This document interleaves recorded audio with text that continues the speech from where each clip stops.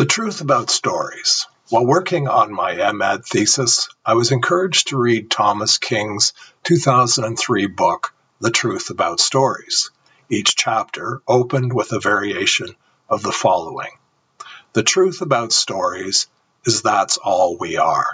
You can't understand the world without telling a story, the Anishinaabe writer Gerald Weisner tells us.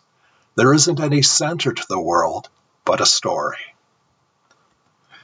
I've found this to be true in my life. We get to know each other through stories, by sharing them, and by making them together.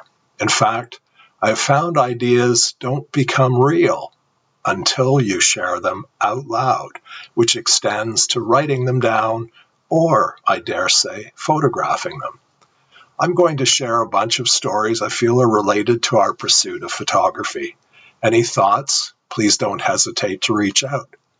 What are your stories? How do you make them real?